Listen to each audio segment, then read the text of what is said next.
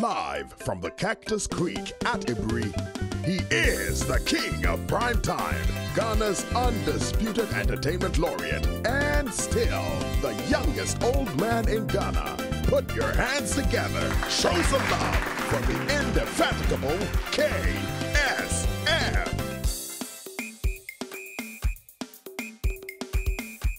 It's the KSM Show. Hi folks, how can I start anything today without a tribute to Christian Atsu? Very, very, very tragic loss indeed, and may his soul rest in perfect peace. But sometimes we take advantage of tragic situations like this to advise ourselves going forward. A few things I want to talk about. Number one, the media coverage. Oh my goodness. I can imagine what the family was going through. Today he's dead. Tomorrow, oh, he's not really dead, he's alive. The next day we've been spotted at a party. The next day he's dead. My goodness, what a roller coaster of painful emotions that we're putting the family through. I don't know what inspired it. I don't know whether people were just putting out things like that. I don't know. But whatever it is, can we all learn that in tragic situations like this, it's not a time to be, I was first to publish. Even if I'm publishing lies, and let me be first. It was awful, and I really, really sympathize with the family for what some of us in the media put them through. And again, speaking of the media, I know it's always great to be the first, but when they were returning the body to Ghana, it was quite horrendous. I saw family members who were trying to protect themselves from the camera. They wanted some privacy. And we in the media didn't even allow them that privacy. Please, please, going forward, can we all advise ourselves that even in cases of death and tragedy like this, let us respect those who are alive. Let us respect those who are close to them. Let us respect their wishes. The next thing too is this. Well, you know, there were some people who made their presence felt there. I think the UK, I think Israel, I think the US.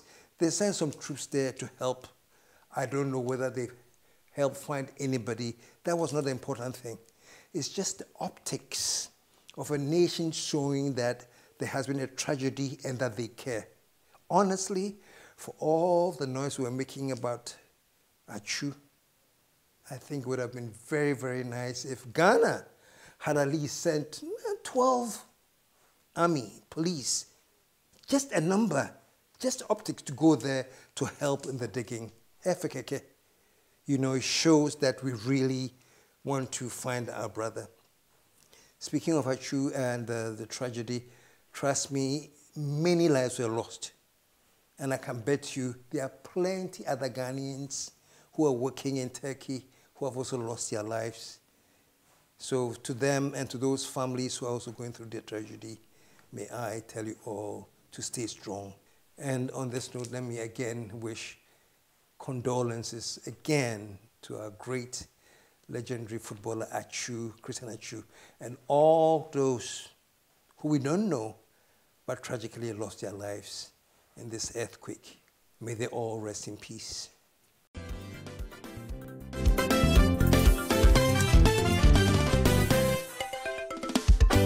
The KSM Show. Cactus Creek. It is no longer Ghana's best kept secret. It's an open secret. So serene, so heavenly. And the meals? Just like home cooking. Cactus Creek. Your soul will thank you. Call or WhatsApp 055-039-5007. Azepa Essentials has good news for you. If you're in Takoradi and its environs, don't worry. You can pick up Azepa Essentials jacket at Ruler Unisex Boutique in Anaji, Takoradi, Queen of Peace in Takofo Road. Call or WhatsApp 0544 548766. Pulse Fitness Center, the premier destination for fitness in Ghana.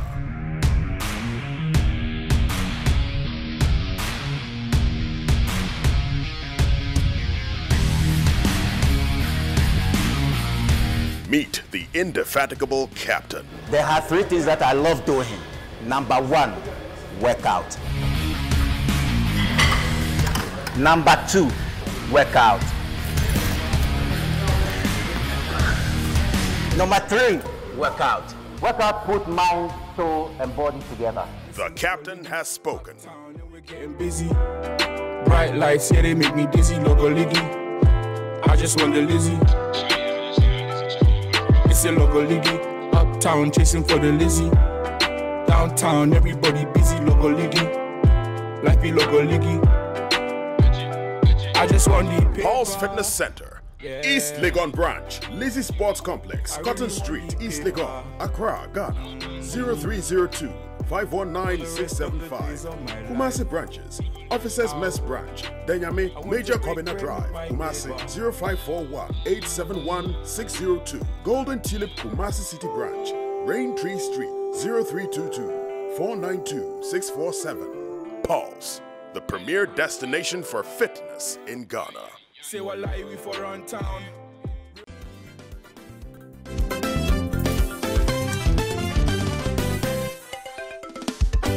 The KSM Show.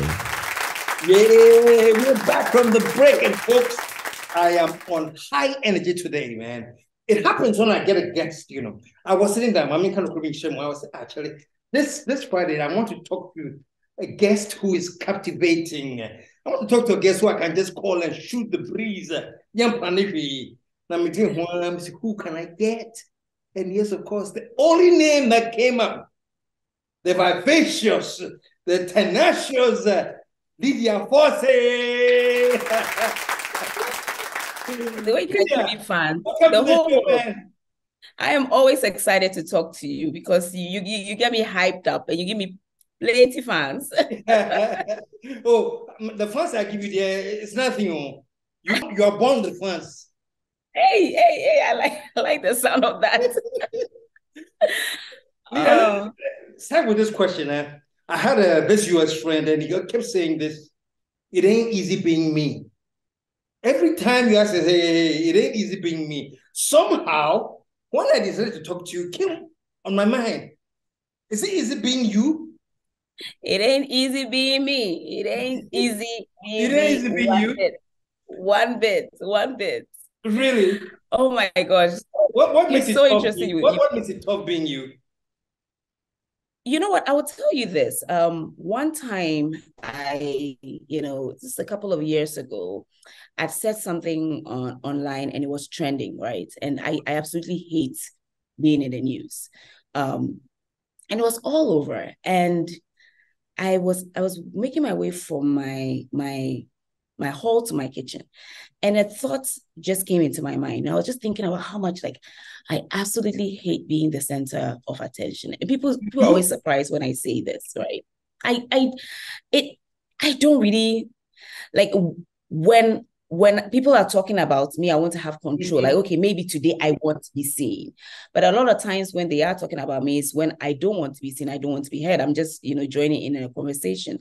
And what came into my mind was, when you ask for greatness, you have to ask for what it comes with, right?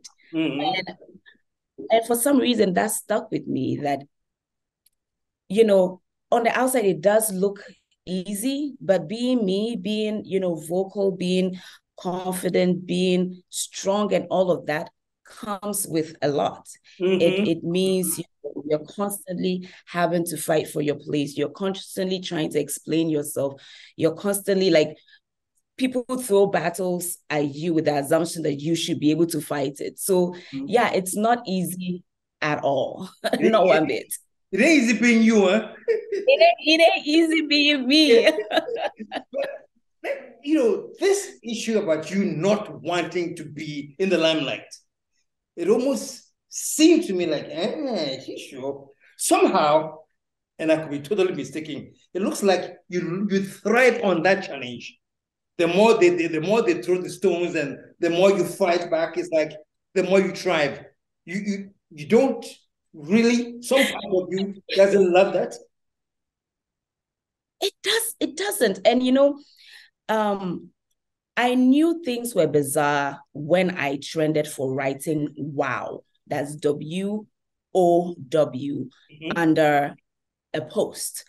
And I woke up to almost 1,000, comments. And I was like, where is this? I mean, of course, being an entertainer to some degree, I don't mind the attention. There are days you do go out when I'm promoting something or when I have a movie. I love what I do. Well, on the other hand, I think for me, and as I grow older, I'm learning to appreciate how the rest of the world sees me, because I would join in a conversation with my thoughts. And a lot of times I've not really, I'm just talking, who people see online, and me, it's really not different from who I am in person. It's just people's reaction to who I am that it's always very shocking. Like in person, if you were to talk crazy to me, I will respond very naturally crazy back to you. I'm not very calculative about, how I express myself. I'm not, oh, let me do this so that people talk about me. Because what frustrates me is when I do speak on certain issues, there are stuff that I'm passionate about, right? And so when I see the conversations around, I'm like, how did we even, get here? And I'm still trying to figure it out, because I feel like there are people who are way more important than me, people who are bigger stars than me. Why is it that when I write 2 sentences, it makes it like people actually write full-on articles? Hold it right there. Let me throw it back at you. What do you think it is, Lydia? What is it there that you have that attraction? People just love to troll you. They like to comment on any, like you said, just said, wow, and it opened a whole new thing. What is it? What is it you think? It's a question I'm still trying to figure out the answer to, but I think maybe on some level, I mean, as I grew, because when I was younger, I was very naive, like, really? But when I look around me, I think it's coming from people are just maybe not used to people like me. I think we've kind of created a world where people are extremely maybe pretentious. We come from a society where people cannot be themselves fully. So we've become comfortable in being who we are not. Very few people are able to be themselves. There's who your friends see, there's who your pastor sees, there's who your fans see. We have navigated this world in a way where we change, faces. Because very few people, somewhere along the line, we have lost ourselves. We are being different sects of yeah. I mean, somewhere along the line, we have lost ourselves. I mean, because ultimately we all want to be liked. Ultimately, nobody wants to wake up in the morning. I don't want to wake up in the morning with people, insulting who I am. I don't want to, have a whole bunch of people, hating me. So we all want to be liked. It's the inner child in us. We want to be loved. We want to be friends with people. So it means sometimes not being truthful with who we are. And then we come from a society that, maybe culturally, religiously, there's a certain way we expect people to behave. There are certain expectations, even with who you date, even with the friends you make. So ultimately, we all, morph into the idea of how society expects us to be. Where I struggle most of the time is I just don't know how to do that. I do know that I tell people all the time, I can wake up in the morning and post a couple of, scriptures and beautiful pictures and do, and I know the kind of reactions that I will get, but that's just not me. So the struggle I have constantly is to be myself or to be society's idea of how I should be. And I think I always go back to, I just want to be myself. I can't, it's too much work. It's too much work. I can't. I just can't. And maybe probably that's where, that's what people find intriguing, like I've funny story. Like I'm the kind of person, if I meet a guy and we're talking and he likes me and I'm not interested, I don't have the time to play that, game because I'm trying to get something for, you know what? I don't like you. I don't think we're compatible, but I think we could be friends. Because it's like, why should I lie? And then And then the reaction is always like, yeah, but what you? And I would At least expect that nice small. You want to get, you don't want to get through that make believe, that small pretense that okay, let me play with. No, you don't want to go into that. Exhausting. And if you're someone I respect and I actually like, and I would expect that people will like that I'm honest enough to tell you, hey, this is not going to go anywhere, but I think that we can be great friends, or this is how I'm feeling now. I would expect people to appreciate that. But no, actually, people like to be lied to. So I'm like, okay, I can lie and, take a couple of things. That's what I had this expression some time ago: ask me no questions and I'll tell you no lies. So, no. So, I guess that's it. Yeah. So, have there been cases though where you have been talking about how maybe a man will come onto you and you have no desire whatsoever? Have you had cases? I'm sure you have. That a man has approached and you're thinking, this is quite a catch. Have you had that? Oh yeah, of course. Yeah. Of course. I mean, of course, there are people you meet, and it's not just limited to romantic relationships. There are people you meet that you're like, oh, okay, this is an interesting person. I'm very expressive, with that. I'm the kind of person, even with my female friends, like if you're looking beautiful, I'm gonna say, oh my gosh, you look gorgeous. Oh, I love those shoes. I'm very expressive. So if I do like somebody, I will let you know. Yeah, I think I like you, and let's see, where this goes. But I don't believe in dragging people, because I think I treat people how I want to be treated, right? I don't like people dragging me. I don't like people wasting my time. I don't like people lying to me. So I do this because I expect to receive the same in return.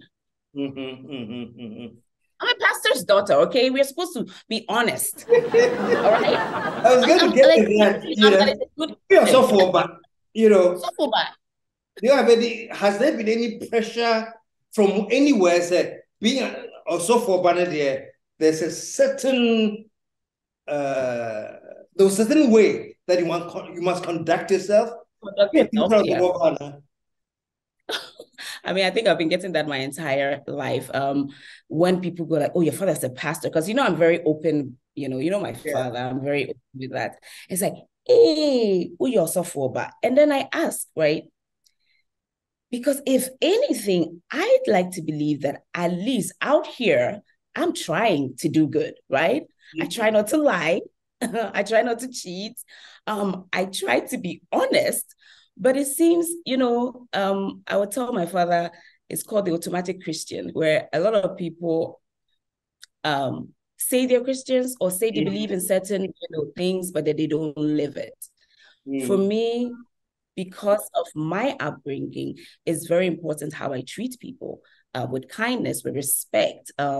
If I see someone going through something, even if I don't like them, I feel that it's my duty to help them. Isn't that like the Christian way? Isn't that, That's supposed to be. Yeah. Exactly. It's always so confusing to me where, we're just very morally uptight, people, right? And I try, I'm not perfect, to live by that code. But if a certain, I get in an inappropriate proposal, and I feel like it goes against, my upbringing, my beliefs, and I say no, it is like the person I'm dealing with, who is probably more Christian, and goes to more church than I am, is upset that I am trying to be Christ-like. It's just, I don't understand. I don't understand. You and I, we both don't understand. Let me ask, who do you look like more in terms of your nature, your tenacity, everything? Is it your mom or your dad, or a combination of both of them? I mean, you've met both of them. So who do you think? I think it's a combination of both. I think so too. I mean, my dad. I mean, I don't think there's anything you read online that shocks you because you know my dad, right? So it's both. My I didn't want to mention this, but let me mention this here for people who sort of think because of statements I've made, I'm like an antichrist. You know, your father was the first pastor who heard me on radio and said, I think you have a point, and gave me his pulpit. Remember? Yeah, I don't know, you might have been a very girl there. Bethany Baptist Church. Yeah. He gave me the pulpit to explain to people where I'm coming from. I thought that was amazing. Yeah. And that's why I said, you know, I'm grateful for that foundation and that upbringing, because as much as we know, my father always says, we are not perfect, but we try to live a certain, you know, way. And so when you are fighting against society's ills and you're speaking up a certain way, you would expect that the people who were brought up in the same, you know, religion as you are would appreciate this. But I always say that, you know, a lot of us are only Christians or religious, and I'm not limiting this to Christianity, but a lot of people are just religious on the day, on their holy day. Beyond that, there's nothing else. But for me, I believe in living a certain life, being truthful in the life that I live to a certain degree. So that's where, you know, my upbringing comes from. And I think I picked up from both my mother, you know, my mother is, no, do not try me, from both my parents. Yeah. Oh, it's getting fantastic, but we have to take a commercial break right now. But when we come back, it's going to be more exciting. Stick around, folks. Lydia Forson in the house. Taking a break. We will be right back.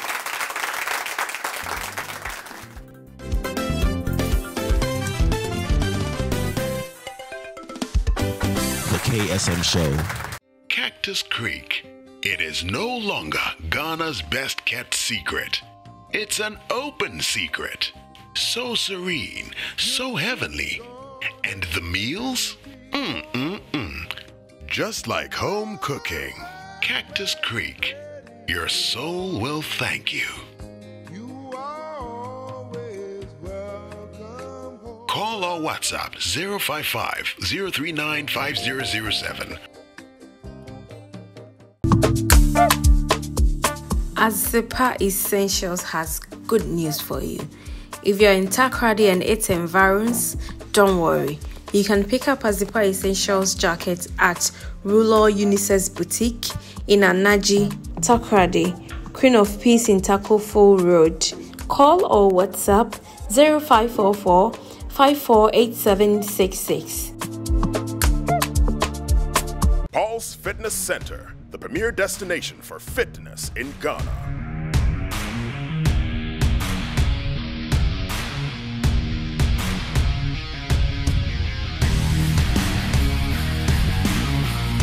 Meet the indefatigable captain. There are 3 things that I love doing. Number 1, workout. Number 2, workout. Number 3, workout. Workout put mind, soul, and body together. The captain has spoken. We're getting busy. Bright lights, yeah, they make me dizzy. Logo Liggy. I just want the Lizzie. It's a Logo Liggy. Uptown, chasing for the Lizzie. Downtown, everybody busy. Logo Liggy.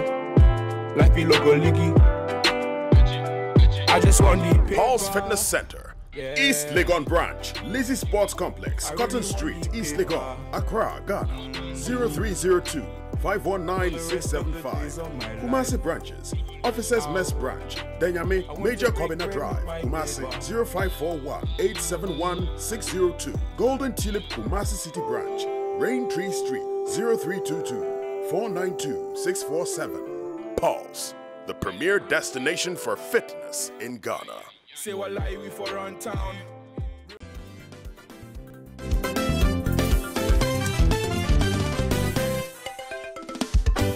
The KSM Show. Yeah, we're back, and I'm excited. My guest is Lydia Forson, or a fellow Osopoba. Yeah, Osopoba United. All jokes aside, man, I love your parents, you know, both of them. I can see, you see, Okotono the one bed, you know. So I don't know. I know both of them, so I know you. Let's have some more fun. Are you dating now? Are you? Who's people want to You know? know what? I know it's something that people have been curious about for years. And I have this to say that the only time anybody will know anything about my love life is when I get married. Just because I have worked too hard, and I don't judge people who put their relationships out there, but I've worked too hard to build my brand, to let anybody come in, disrupt it, become popular, and then go out.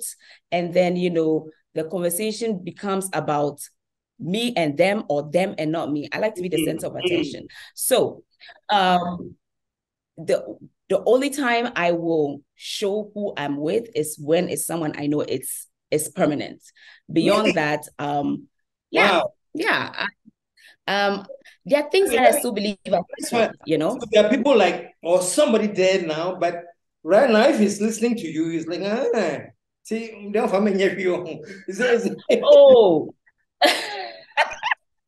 I mean, anybody who is with me or has ever been with me understands this. I still believe in the sanctity of, relationships, and certain, they are just, it's very special. It's sacred to me.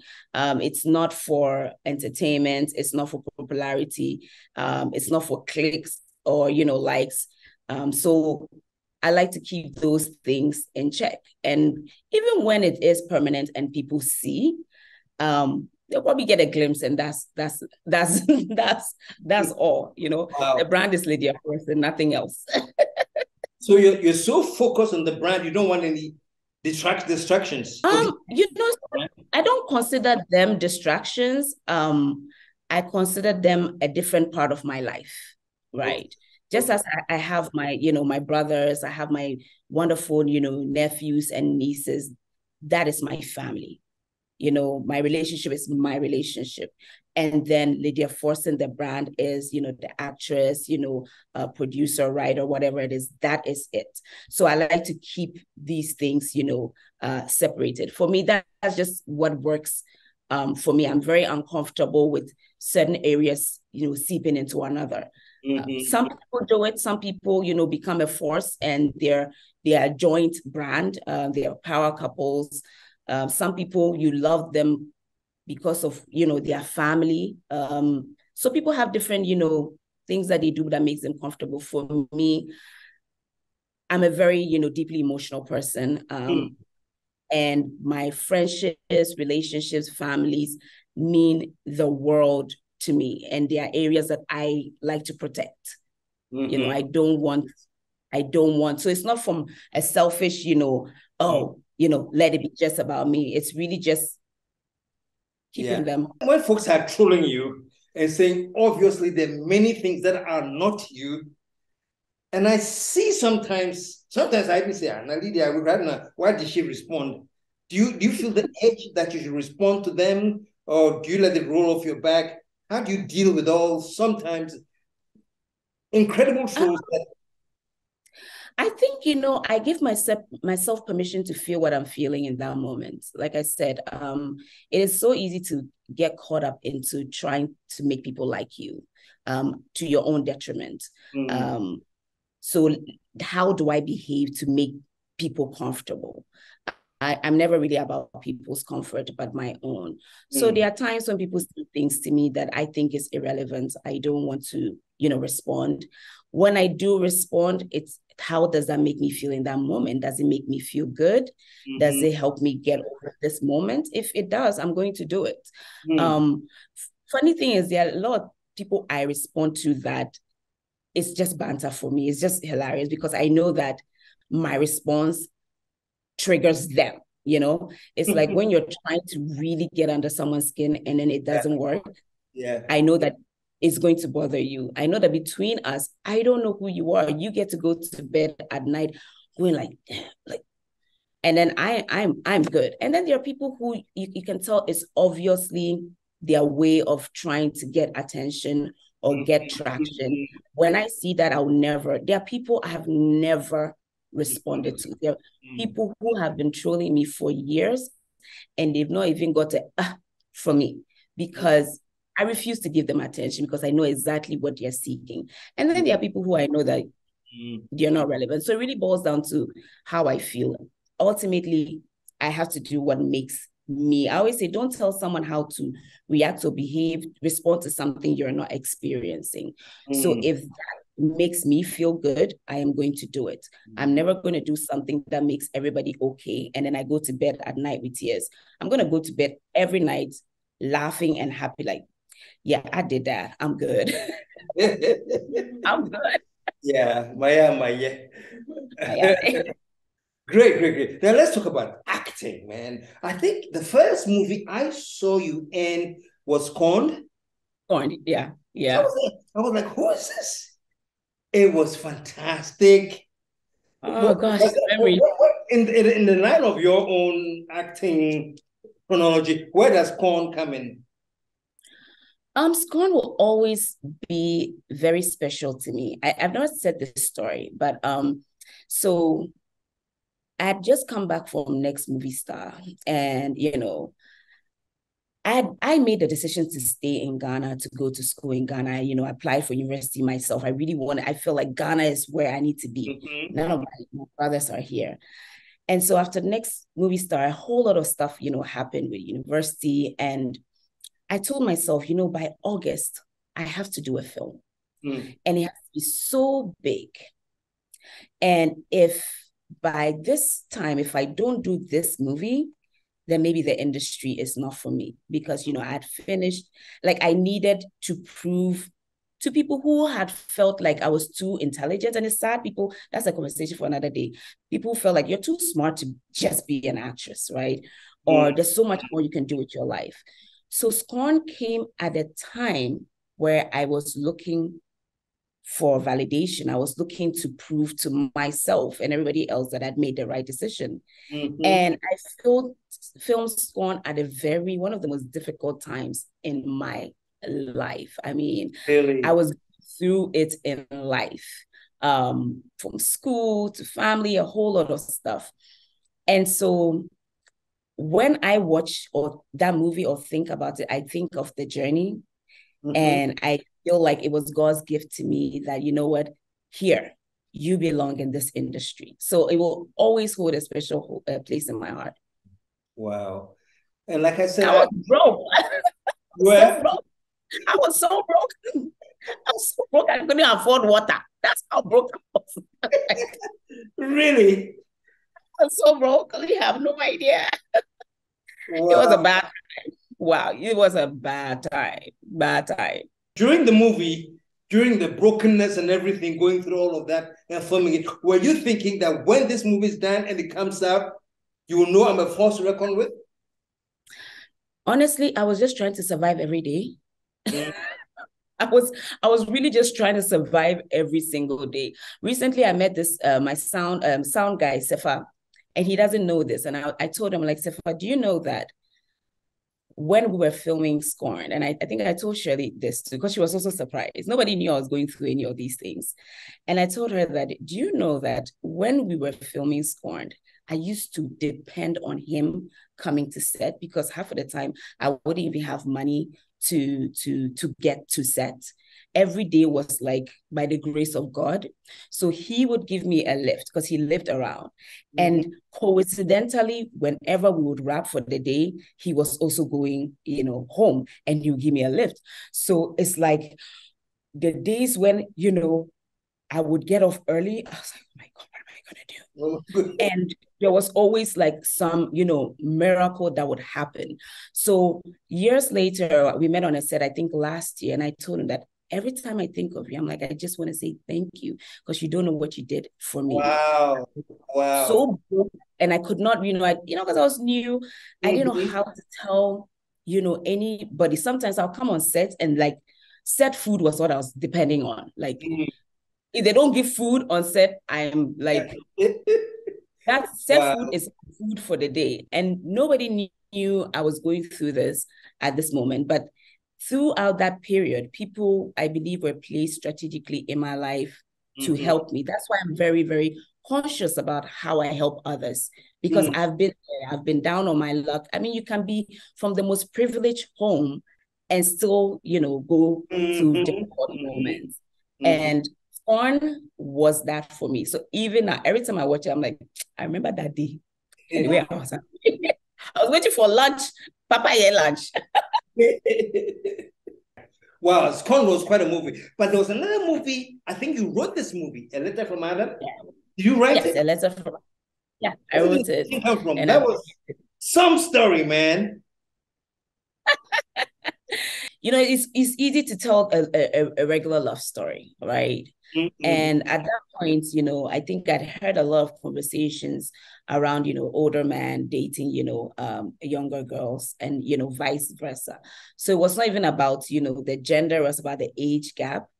And there was not enough conversation about love, right? And how love played a role in it. I like to challenge society. Everybody assumes that a relationship should look a certain way. Everybody, believes that, you should marry from this person, this class or that, or, this age. But I wanted to try something, different. And I loved writing that, story. I love writing comedy, but I particularly love writing the story because people didn't really, know where the story was going. You'd see the... How long did it take you to write that script? Honestly, probably about 2 years. I've been writing. No, I'm not surprised. Yeah, I'm one of those writers who, like, I've been writing a book for since 2017. I'm very hard on myself, but you write and you go back and you're like, oh, I don't like this. But I remember the day I wanted to write that story. I was just at home and I think I was watching the news. I don't remember, but there was a conversation about relationships.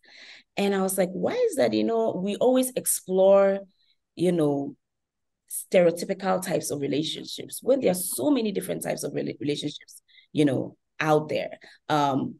People always assume that it's okay for an older man to date a younger girl, right? But if you're to see a 50-something-year-old woman with a 30-something, and I'm not talking underage, but I'm saying, someone in their 50s and someone in their 30s, it is...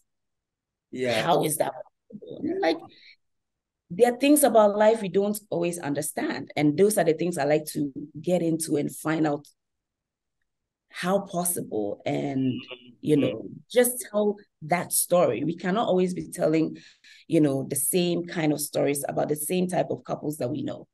So that's where, A Letter from Adam came from. A Letter from Adam. Yeah. Wow.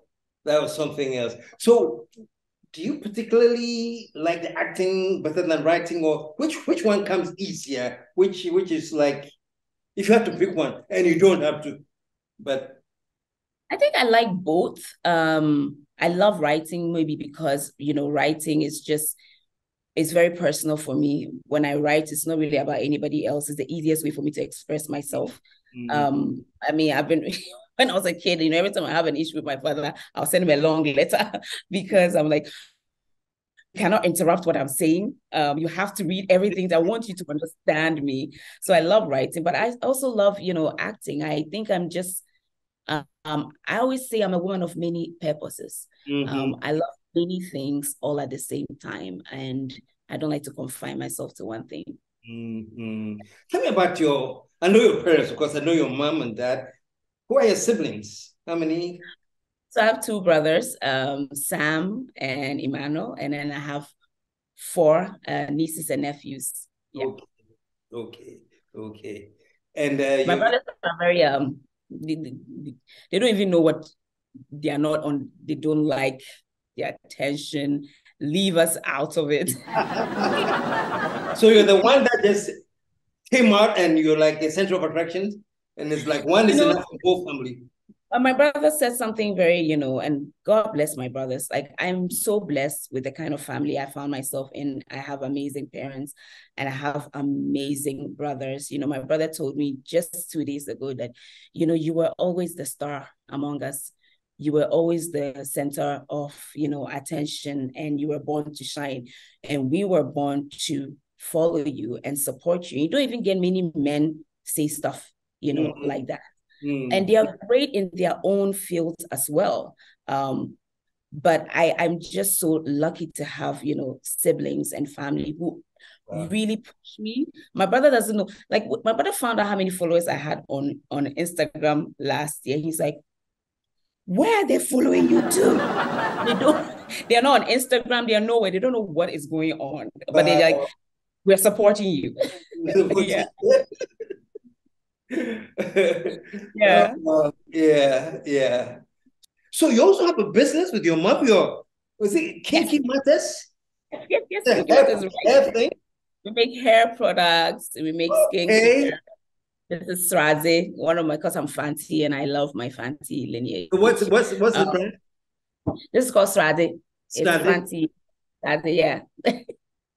So I'm big on, you know, everything Black, everything Ghanaian, everything African. So how Kinky Matters started, I actually give credit to my mom. My mom created this formula almost 30 years ago, right? So she created the formula. Yeah. So for most of my life, my mother would do this cream and she would sell around, you know, try to make it commercial, but you know, never had the funds to, you know, do it. So we grew up knowing this and would always say that one day we're going to turn it into a business. But the truth is we didn't even know the value of what we had.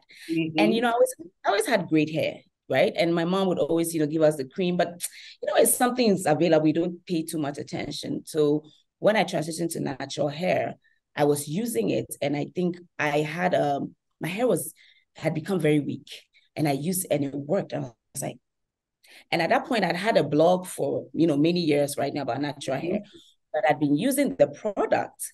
And I have to say, Kinky Matters as a company just happened to me, because I was like, when I used it, I was like, yo, this is really good.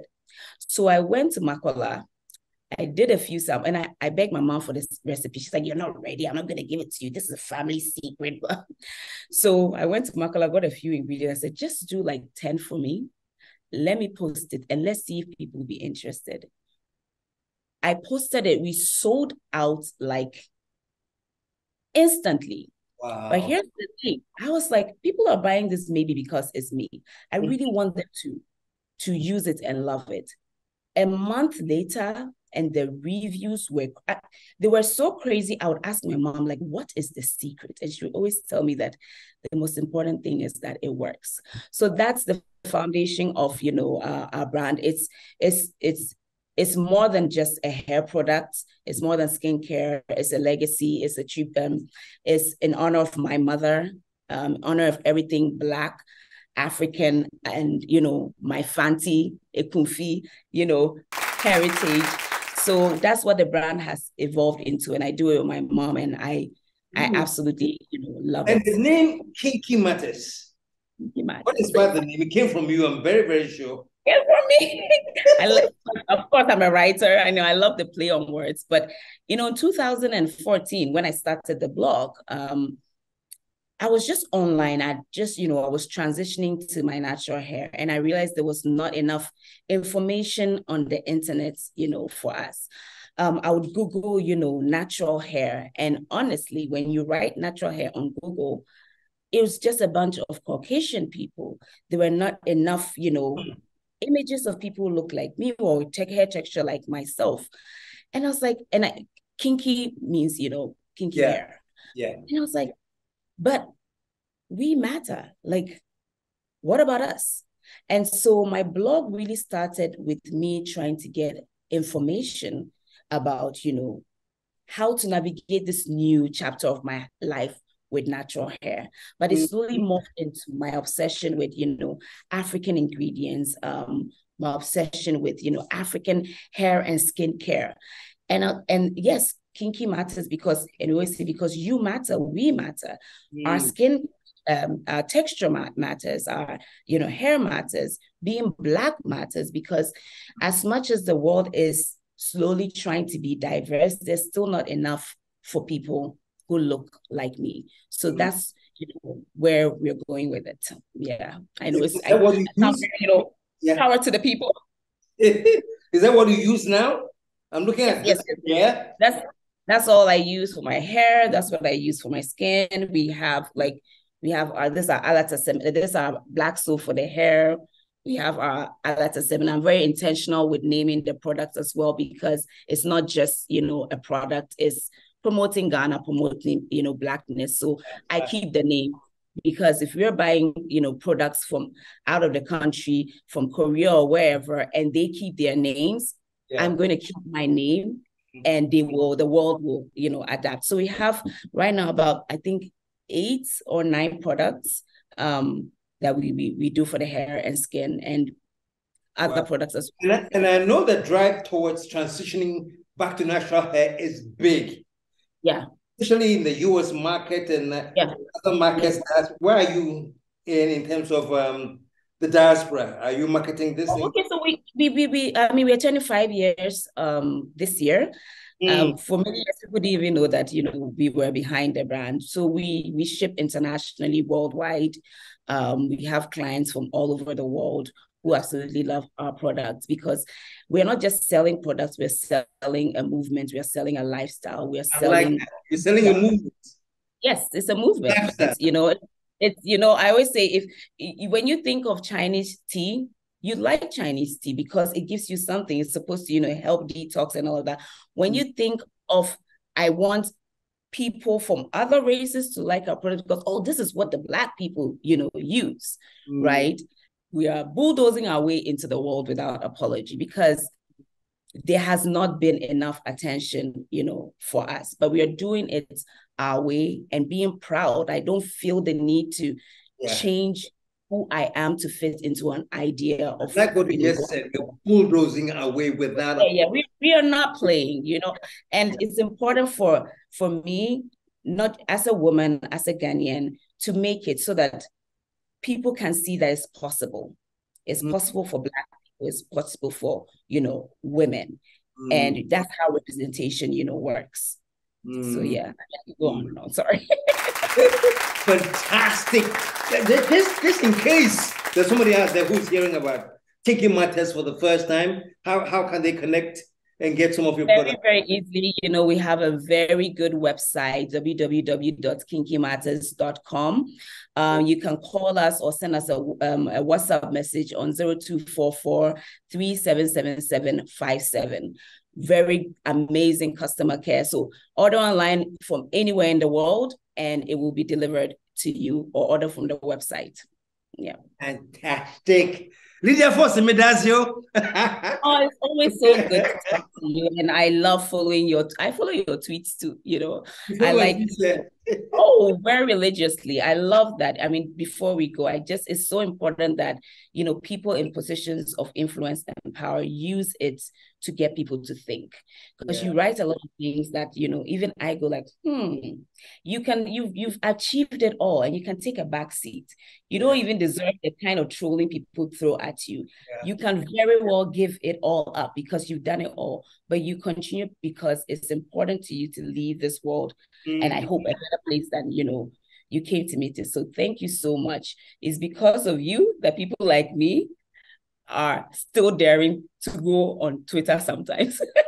Fantastic. And keep doing what you're doing, man. You have no idea the influence, the impact. And I mean, personally, I really do respect you. I love your tenacity. I like your focus. Keep it up. Thank you. Keep it up. And folks, that was Lydia Forson. And you know why? Show some love, man. Show some love. Until I come back next week. By the way, next week, my guest will be Kofi Amwabe. You know, he wrote the UT story part 1. He has out the part 2. And next week, he will be my guest. But for today, let us say a big thank you to Lydia Forson. Lydia, that was your... Thank you. And until next week, when we come your way again, KSM saying, I am out of. Let the whole world say, yeah.